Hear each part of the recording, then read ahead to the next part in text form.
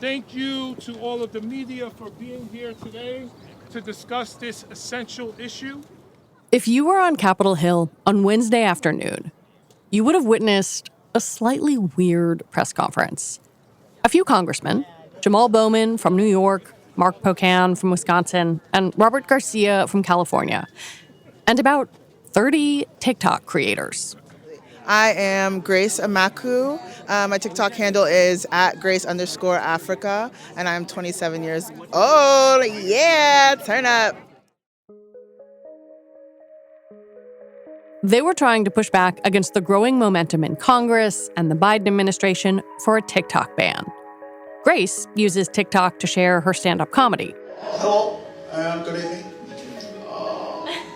I know that you want to ban TikTok. And a ban would blow it all up. I'd lose a lot of my followers, and from there, a lot of my revenue. Because of TikTok, I have been able to move from Houston, Texas to LA to further pursue my passion in entertainment. And therefore, would I be able to pay the rent? But it doesn't look like the long-running drama of TikTok versus the United States will get resolved amicably. Here we go. The committee will come to order. Shou Chew, the company's CEO, spent Thursday fielding angry questions from members of Congress about whether TikTok is a national security risk and whether the data of its 150 million American users is safe from the Chinese government. Mr. Chew, you are here because the American people need the truth about the threat TikTok poses to our national and personal security. TikTok collects nearly every data point imaginable, from people's location to what they type and copy, who they talk to, biometric data, and more. He was in full contrition mode. Our approach has never been to dismiss or trivialize any of these concerns. We have addressed them with real action. Now that's what we've been doing for the last 2 years, building what amounts to a firewall that seals off protected US user data from unauthorized foreign access. That sounds reasonable. But more and more, it seems like there is no way this story ends without a ban or without TikTok being sold. So today on the show, the case against TikTok. What's the US government so afraid of? And should it be? I'm Lizzie O'Leary, and you're listening to What Next TBD, a show about technology, power, and how the future will be determined. Stick around.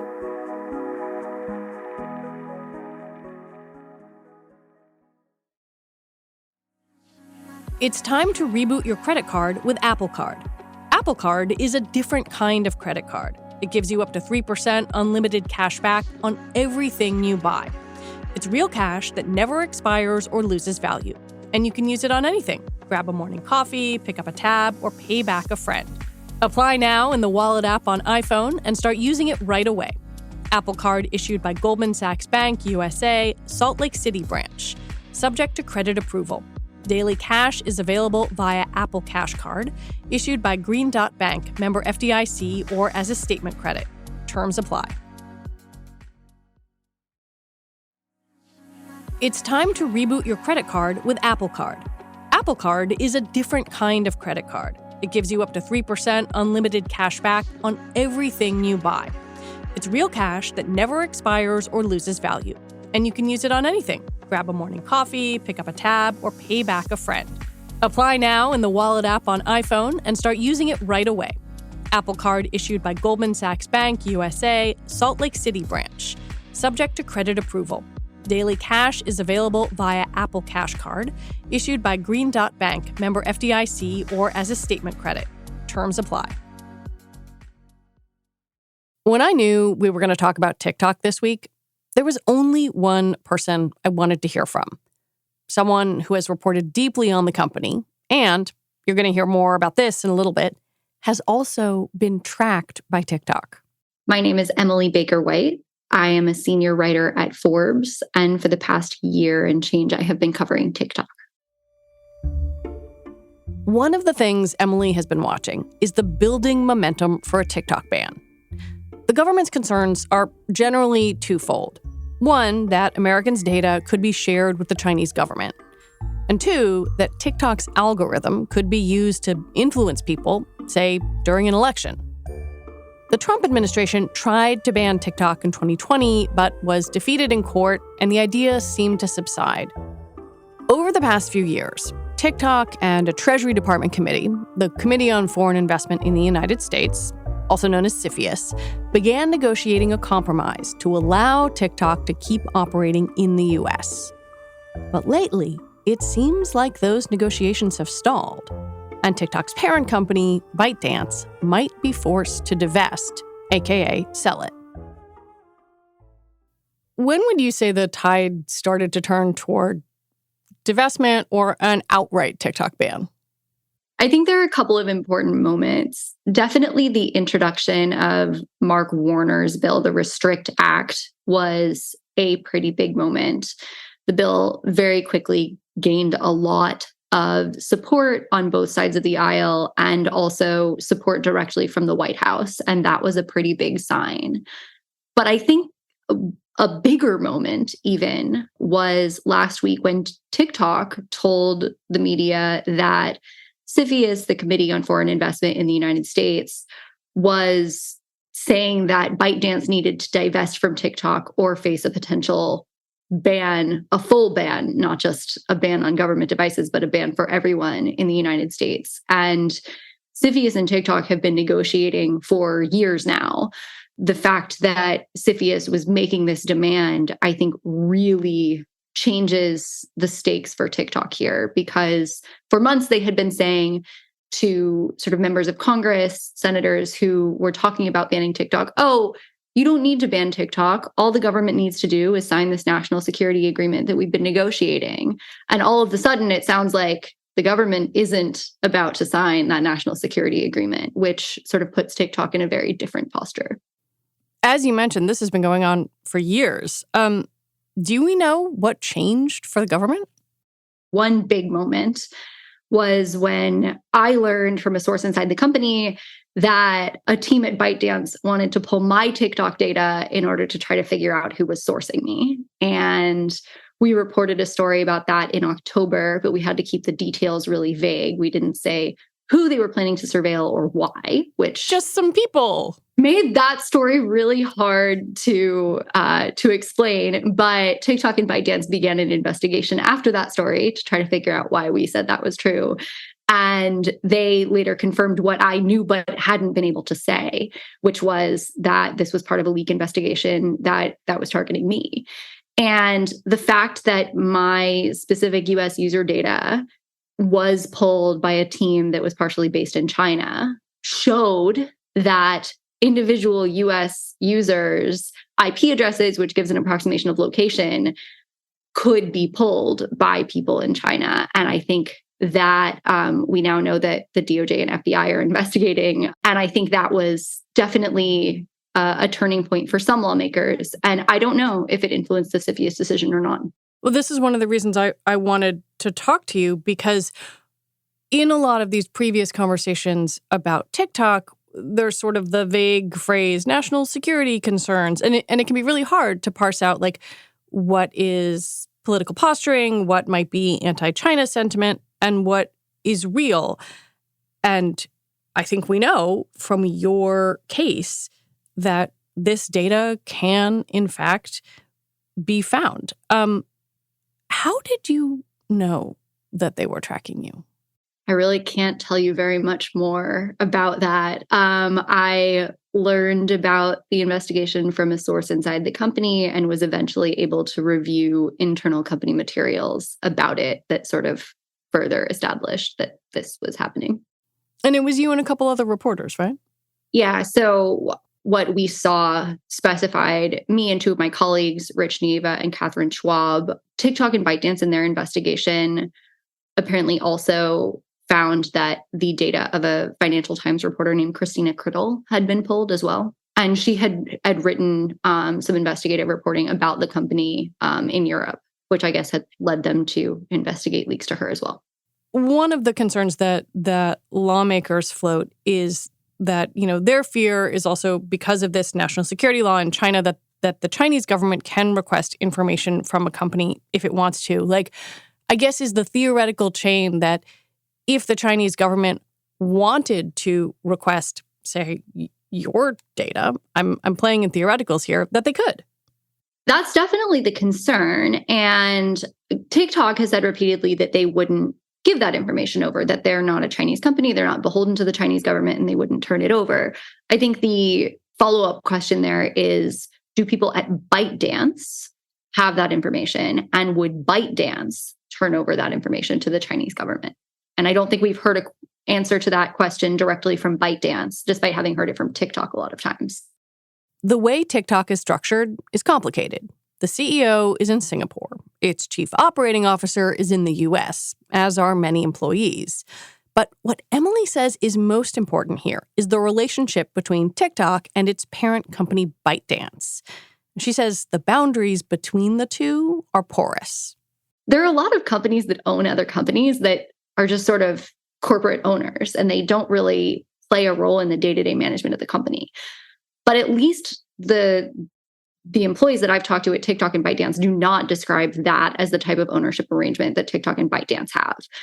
My understanding is that the companies work very, very, very closely internally, to the point that some people aren't even entirely sure which company they work for. So like, I've talked to people who signed contracts with TikTok, but say they've received paychecks or like W-2s from ByteDance.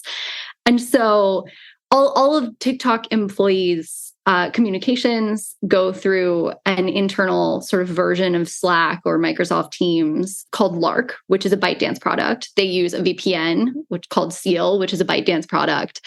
And TikTok was at first just one of many apps that ByteDance created. ByteDance is known as an app factory. They've had a lot of successful apps, both in China and internationally. And so TikTok was built as a part of ByteDance. And I think that's still very visible if you look at sort of how business is done on the inside. In his testimony to Congress, Shou said the people who targeted Emily were a bunch of bad apples who have since been investigated and fired. We do not condone the effort by certain former employees to access U.S. TikTok user data in an attempt to identify the source of leaked confidential information. We took swift disciplinary action against employees who were found to be involved and are implementing measures to make sure this doesn't happen again. The company did not have to launch an internal investigation, and it did not have to tell the world about the results of it. And they did that. And I think that's like a sign of good faith that we should acknowledge.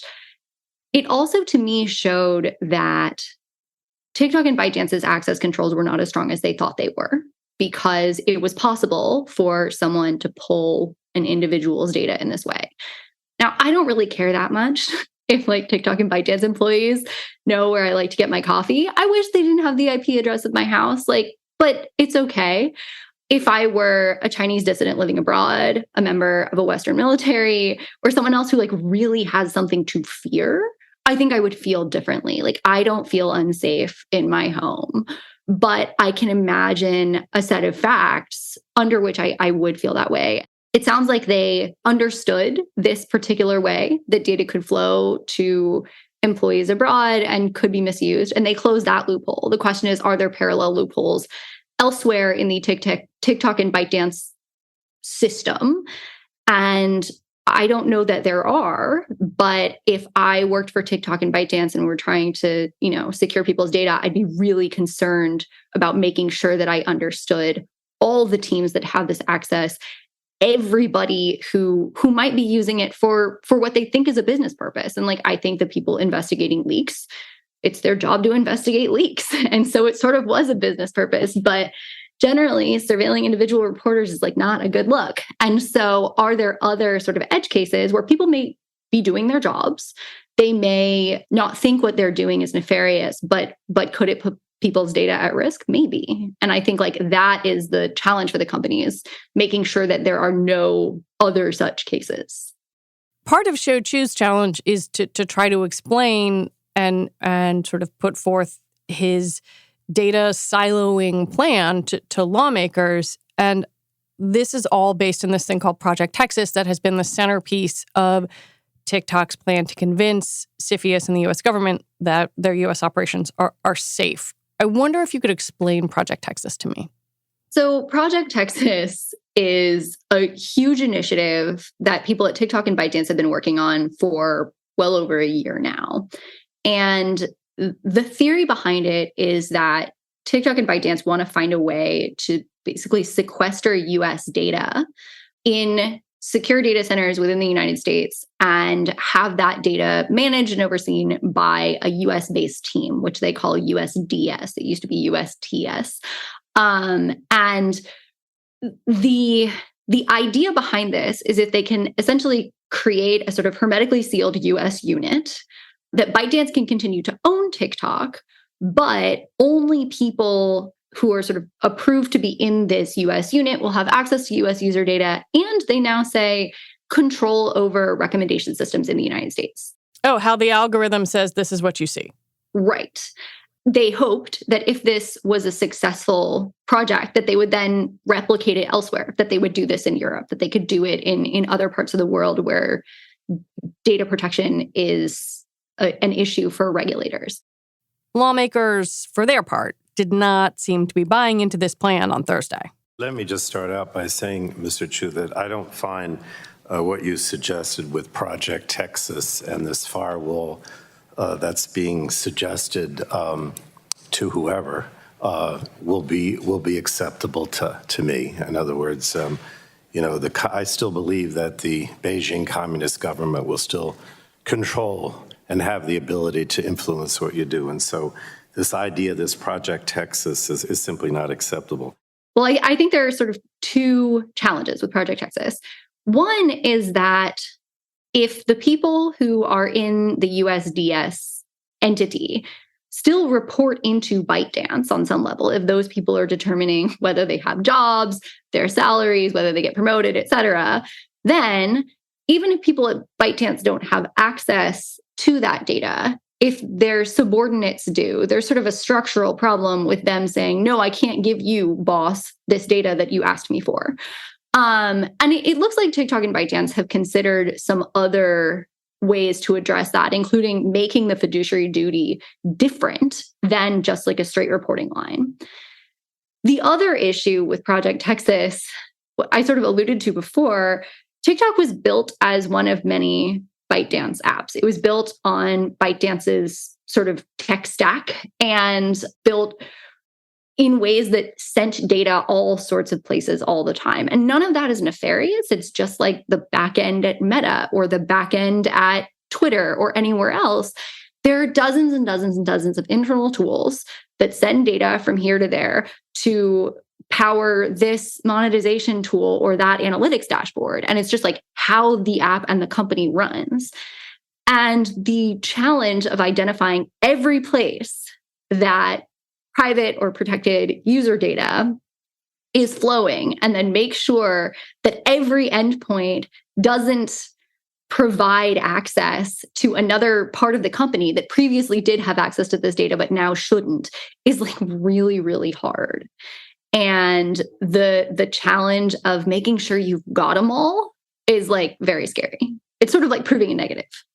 So even though Shochu is saying USDS employees would report to an independent board and there'd be a fiduciary duty to the US government and all of this stuff, like that might not stop the data cockroaches. Well, like there are two things. One is just like, have you caught all of the little holes that the data cockroaches might go through? And like, theoretically, you can do that. It's just really hard because they're very conniving little cockroaches. But I think the other question is more structural. Like if ByteDance, the company that at the end of the day owns the USDS entity, has to comply with Chinese law and thus could theoretically be forced to turn over information, is there a sort of intermediary structure, hermetic sealing with different fiduciary duty or whatever else that you can come up with that stops ByteDance from being able to have access to that information and then turn it over to the Chinese government? And the fact that CFIUS has come to the point where they're demanding a sale seems like they've answered that question in the negative and said no. I think TikTok is still, despite this apparent demand from CFIUS, trying to make the case that the answer to that question can be yes. And that's sort of interesting to me in this moment. Who is Shochu trying to convince right now? Is he talking to CFIUS by talking to Congress the way that I sometimes talk to my boyfriend by talking to my cat? Like, is that what's happening? I don't understand who he's trying to convince right now. Is it CFIUS, or is CFIUS at a point where they're just not going to accept anything other than divestment? And if that's true, will talking to Congress even help? When we come back, would a TikTok ban violate the First Amendment?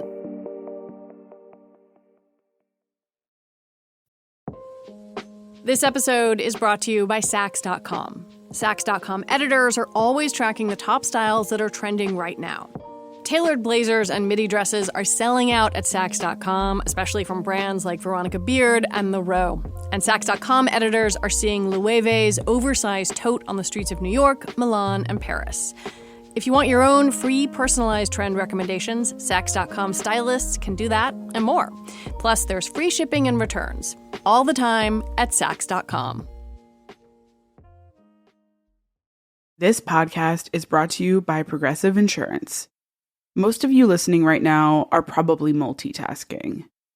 Yep, when you're listening, you're probably also driving, cleaning, exercising, or maybe even grocery shopping. But if you're not in some kind of moving vehicle, there's something you can be doing right now. Getting an auto quote from Progressive Insurance.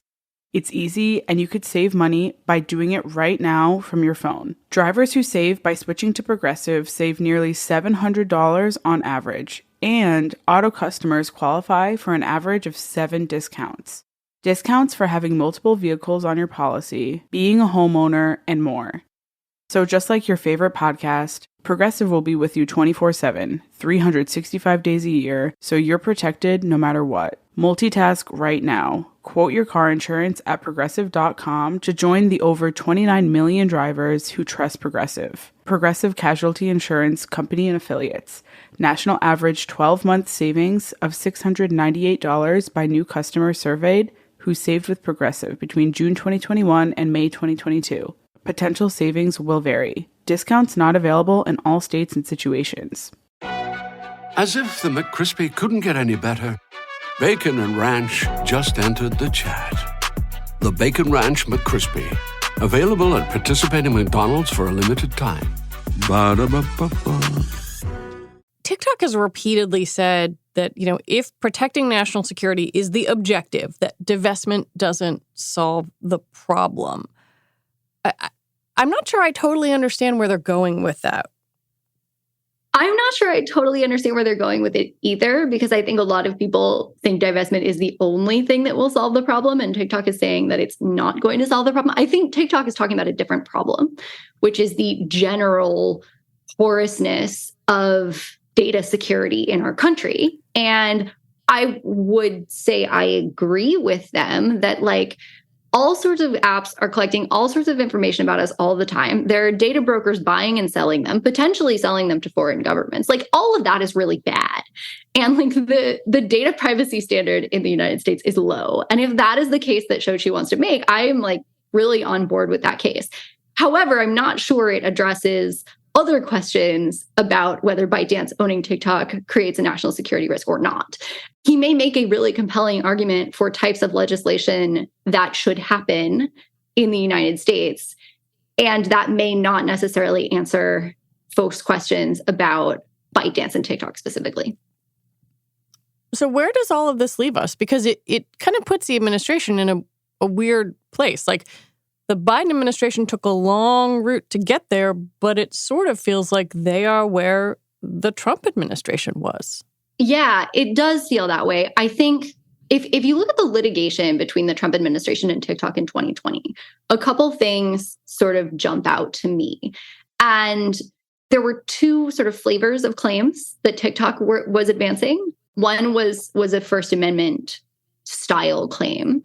And the other was a due process style claim. And the First Amendment claim they were making was, we restrict speech all the time in this country, even though people often invoke the First Amendment to say that we can't restrict speech. But speech restrictions have to be as narrow as they can be. If the government has a strong interest in making sure, for example, that a national security risk is mitigated. They can do that, but they have to take the least restrictive means necessary in order to make sure that they've addressed the thing that they're trying to address. TikTok argued that that wasn't the case and that the government could have taken a narrower set of measures than just saying, we're going to ban the whole app, and that they should have done that. And because there were less restrictive means available, that they should have done that instead. Sort of the same argument came up in due process, where TikTok was essentially just saying, this is arbitrary, the way that the Trump administration has gone about this. They did not consider alternatives. They did not consider sort of less restrictive action. They just went ahead without really considering all of their options and decided to ban us. And because they did so in a sort of arbitrary, unthoughtful way, the way that they did it sort of violates our due process rights. And in both of those claims, the issue comes down to sort of whether the government tried really hard to avoid a ban. And so we've seen like years now of the Biden administration negotiating with TikTok, working with TikTok, getting more information from TikTok.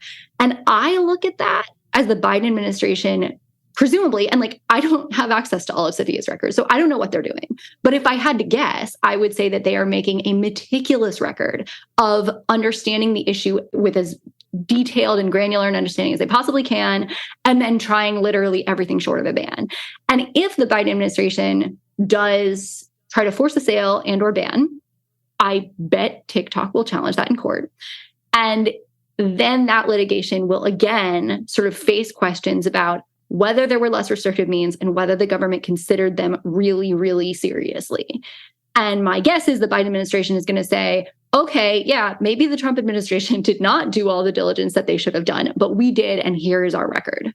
But it still sounds like they could have a free speech case. Yeah, I think they could. Obviously, banning TikTok would have massive effects on lots of people's speech. But it's not totally clear to me, unless we're talking about TikTok and ByteDance's speech themselves, that there are a lot of people who were able to speak who won't be able to speak now. They'll just have to speak in a different way. And I think that is different than shutting down sort of the only medium by which someone could communicate, if there are others. But we'll have to see. It's going to be a fascinating free speech case if it does come down the pike. One precedent for a forced sale is the case of Grindr, the gay dating app. Grindr was started as an American company, then bought by a Chinese gaming company. After a 4-year review, CFIUS said the Chinese company had to divest, and Grindr was sold to American tech investors who took the company public last year. But if something similar happens with TikTok, it's unclear what company could buy it, especially without raising antitrust questions with regulators. That is the question, because it would be so expensive that there probably aren't that many companies that have that amount of capital lying around. And then the ones that do, some of them probably would have immediate antitrust problems. If Google or Meta tried to buy TikTok, I imagine there would be a pretty substantial antitrust inquiry there.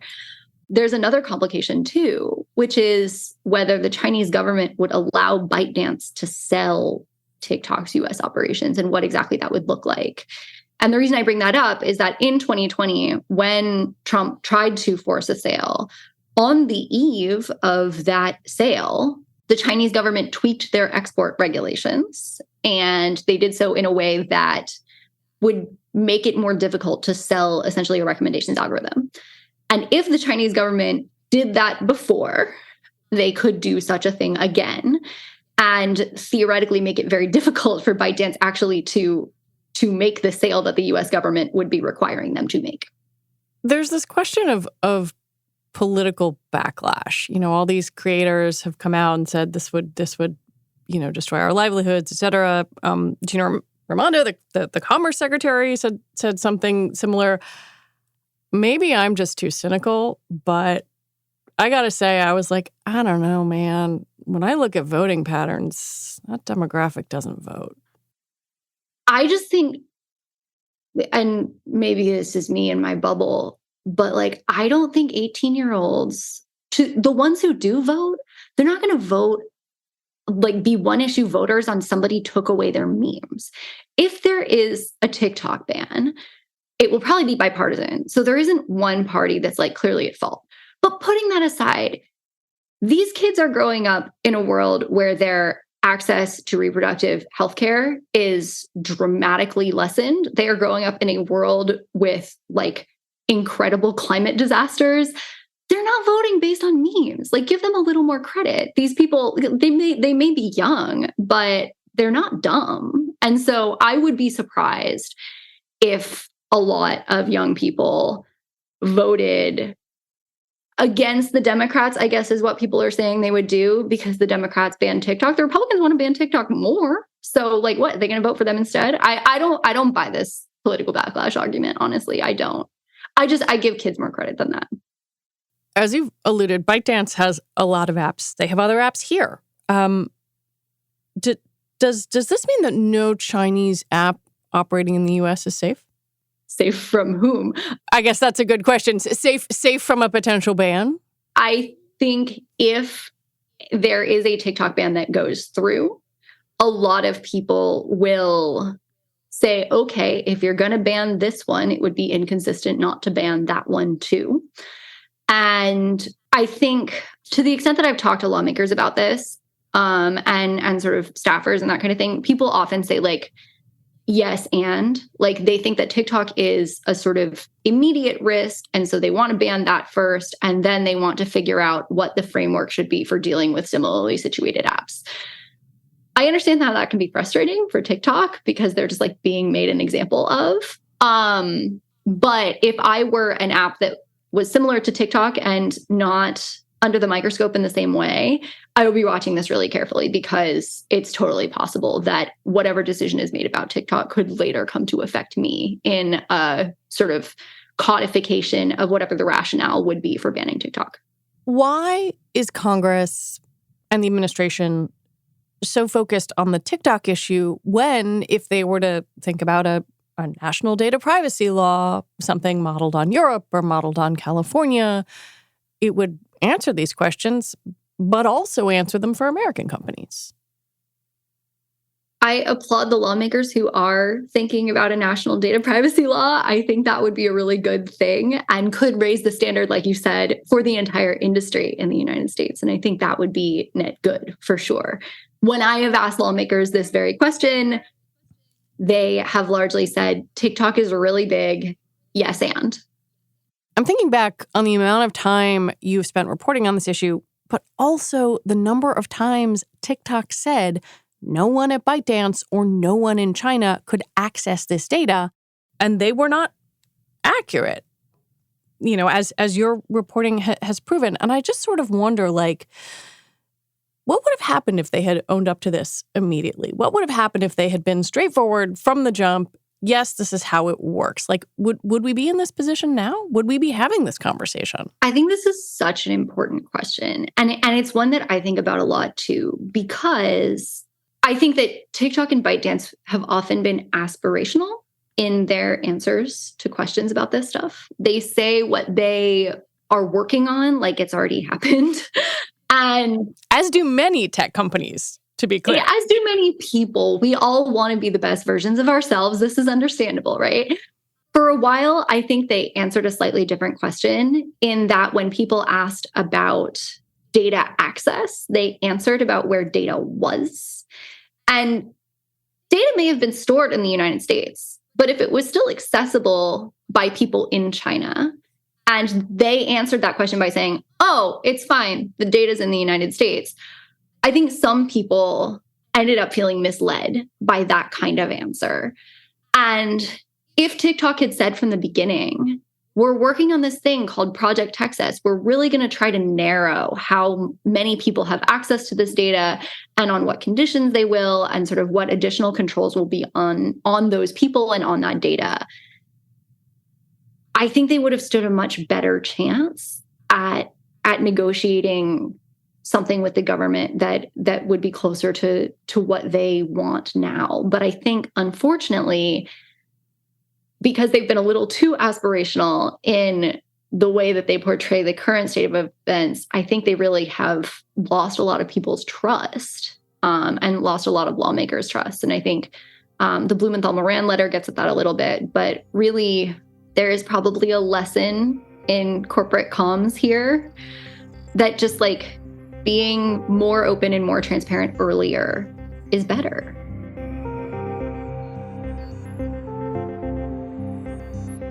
Emily Baker White, thank you for your dogged reporting on this and for coming on the show. Thanks so much. It's been fun. Emily Baker White is a senior writer at Forbes covering technology. And that is it for our show today. What Next TBD is produced by Evan Campbell. Our show is edited by Shannon Pallas. Alicia Montgomery is vice president of audio for Slate. And TBD is part of the larger What Next family. We're also part of Future Tense, a partnership of Slate, Arizona State University, and New America. All right, we will be back on Sunday with another episode. I'm Lizzie O'Leary. Thanks for listening.